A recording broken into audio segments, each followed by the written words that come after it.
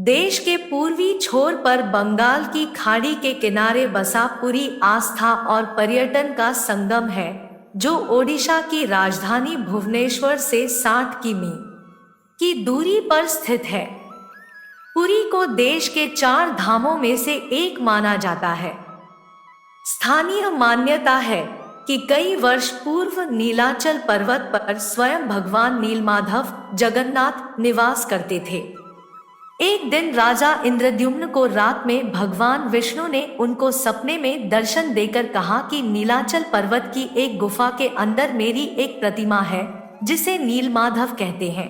प्रभु बोले, तुम एक मंदिर बनवाओ और उसमें मेरी यह मूर्ति स्थापित कर दो। नीलाचल पर्वत पर सबर कबीला था, जिसका मुखिया विश्ववसु भगवान नीलमाधव का उपासक था और उसने मूर्ति को गुफा में छुपा कर रखा था। वह गुफा में उसकी पूजा करता था। राजा इंद्रद्युम्न ने अपने सेवक ब्राह्मण विद्याप्ति को मूर्ति लाने का कार्य सौंपा। विद्याप्ति ने मुखिया विश्ववसु की पुत्री से विवाह कर लिया। कुछ दिनों के बाद विद्याप्ति ने अपने ससुर विश्ववसु से भगवान नीलमाधव के दर्शन करने की इच्छा व्यक्त की। पहले तो विश्ववसु ने मना कर दिया, परंतु बाद में बेटी की जिद के कारण हाँ कर दी। विश्ववसु विद्याप्ति की आंख पर पट्टी बांधकर भगवान नीलमाधव के दर्शन कराने ले गया।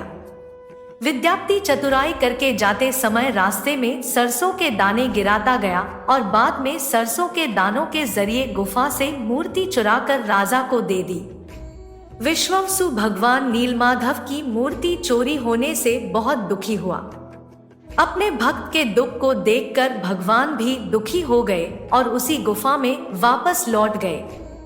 जाते समय उन्होंने राजा इंद्रद्युम्न से वादा किया कि वह उनका एक विशाल मंदिर बनवा देगा, तो वे उनके पास जरूर लौट आएंगे। राजा इंद्रद्युम्न ने एक विशाल मंदिर का निर्माण करवाया और भगवान विष्णु से मंदिर में विराजमान होने के लिए प्रार्थना की।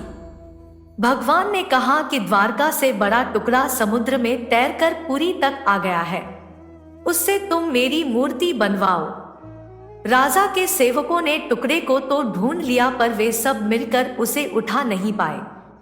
तब राजा ने सबर कबीले के मुखिया नीलमाधव के अनन्य भक्त विश्ववसु को उस भारी टुकड़े को लाने के लिए प्रार्थना की।